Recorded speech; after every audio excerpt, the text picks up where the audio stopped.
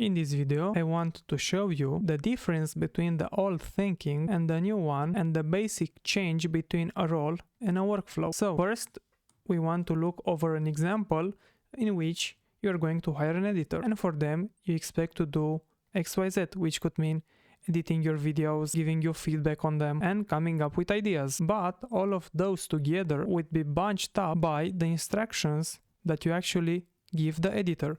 And maybe here would be your real bottleneck, since there could be some kind of intersection between you and him. But that's the only thing. And since you are humans, this would be highly subjective. But in the new workflow, you would have the following. You will be based on an AI, anything. It could be an agent, it could be a workflow, it can be skills, it can be an MCP, it can be an entire workflow with CloudBot. It depends on the actual action that you need to take. But you want to map every action, like I've said before. Maybe you want the editing. Then, what does this mean? First, you need to capture a video. Then you need to process it. Then you need to cut out the dead noise, and so on. But as of right now, you need to break this into workflow with one agent, or I said mainly one helper, I want to name it, per task, so that each thing would get its own little body that's going to work up. Like I've said, you have the idea, you have the feedback, and then you have the actual editing. Each of those would become in itself a new mini employee. Then you would want to have a black and white language. Since this would be measurable and you would actually have so many feedback cycles that could just repeat and give you data points that could lead you to a scoring system in which here you get a pretty good outcome, here you have a good one, here you have a great one. So you just pick this one and repeat it all over the place. One thing that you cannot do with vague instruction within a human, because you cannot control the understanding of it. Then you would want to reduce as much as possible any one of those that's either good or only good and bad, so that only the great stuff is coming and you have this power. Since anything with AI right now, it's so easy to create, but you will have to have a really good quality assurance policy within yourself, basically, so that you can just create a nice feedback loop that would go something like this. First you would create, then you would iterate and have feedback, then you would implement that feedback and increase it. So like this, you will create a triangle with 3 steps that could actually lead you to just creating something of quality using AI. As for a simple example, you want to have a content production workflow. That's really easy. First you get the idea. In all of this, the entire idea could be automated. And here we have your first actual agent. One that would search the terms, match the potency, and find the intersection. That's it. You don't have to do anything else. Then for the research, you'd have the second one. In the community, find out performers, rank the topic. And all of this would produce some kind of result that you would have to evaluate. And that's the only thing in which you would need to interact. After that, write the script for the video. Guess what? This is the third agent. It's a simple template, step structure, and draft script. You would just follow it. After that, you would have the actual package with the headline, thumbnails, and hook angle. This would go to Nano Banana. This you would just try and test, and the headlines could be done through the research. So this would be number 4 and out of the way. Then the production part. This is only handled by you. You have to shoot the video yourself, record the audio, and capture B-roll. That's it. This is the only part that it's currently needed to have your actual input. So I will just name it with a star right here so that we know this. Then you have the edit. With the editing part, the clip segments could be done with AI with FFmpeg. Finding the attention could be done with the whisper based on the actual script, and removing the filler could be the same. So this could be your 5th agent. And with the posting, here you can have just a 5.5, since I don't think that actually need it to automate. I would still do this by hand. I have seen some kind of bias in which you post through an API and you don't tend to have such a good experience with the algorithm, and maybe you have even trigger some kind of flag for your account. So as for now, I wouldn't go into an actual automating posting. Now, as for a few key principles, you want to think of it like this. You want to train AI like a human, give as much feedback as possible, be clear, be concise. Remember that each time somebody doesn't do something, it's not that they don't want it, it's that maybe they don't understand, they don't know how, they don't know that they need to do it, and so on. So You need to think of AI like a human. The more clear your instruction, the more clear the output. Then you would want to switch up to an observable behavior only.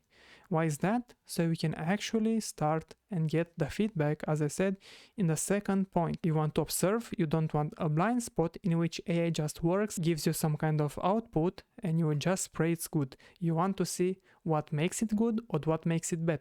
So you can intervene and actually change up stuff. After that, coming to the second and third point, you don't want vague language. The more you learn what a b-roll is, what a script is, what an actual thumbnail is, and so on, it will help you.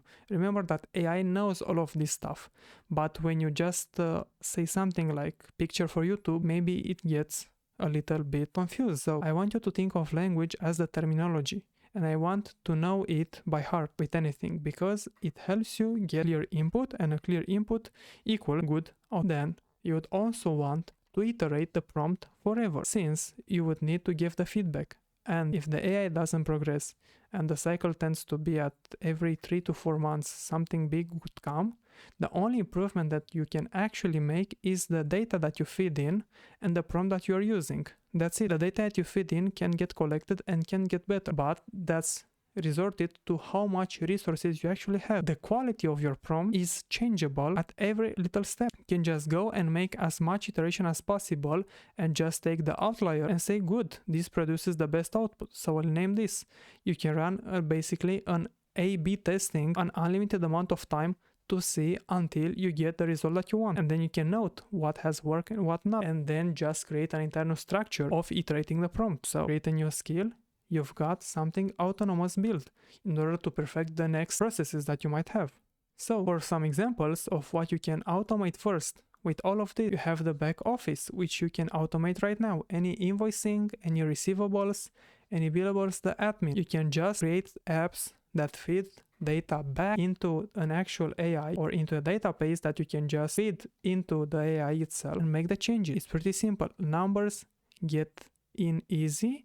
Numbers come out easy. Second thing that you can actually automate is the lead nurture. Any text follow-up, chat interface, FAQ. Either you have a website, you have an Instagram page, you can just automate it. You know the guys that actually say, give me the message XYZ and I will give you something for free? That's a ManyChat automation.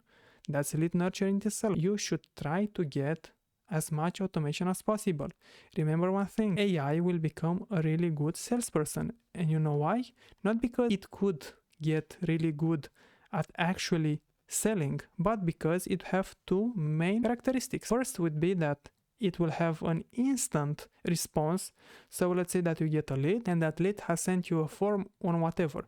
When you have an instant response to that, which can be done with the AI, you would get a really good closing rate done. And this you can find in a really nice study, if I'm not mistaken, by Harvard on real estate. The second one would be the follow-up, because you might get lazy, your employee might get lazy, AI doesn't. You have the first week, second week, third week, in which you still remind, hey, do you still want the product? Do you still need the service? Have you made up your mind?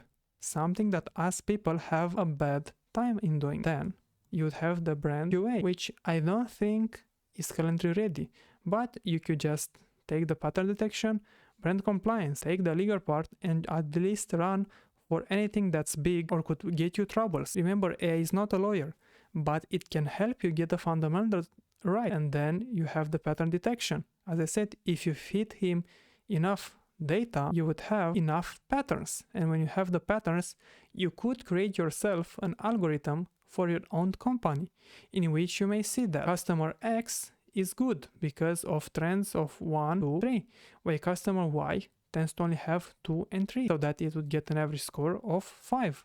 And you know that a score of 5 result in early churn. So you can go and maybe apply a different kind of offer or different treatment so that you could increase the 5 up to a 6 and becomes a good one. So in anything that you can create a pattern, AI is going to get so good at this. And then with voice AI and with tools like ElevenLabs, you can even go in the after hour calls and chat to voice. And this goes hand in hand with the actual lead nurture. That I think would be one of the best things that would happen to any sales and marketing team, because it would close the actual gap that's happening here, and all of it would be done by AI. And the more data you have, the more calls you can get, the easier it would be to actually improve this and get exactly into a pattern detection that I've been talking about. So as for the main thing, that would be how I would see AI into a business in reality applied. If you have any question, please let me know down in a comment. Thank you for your attention.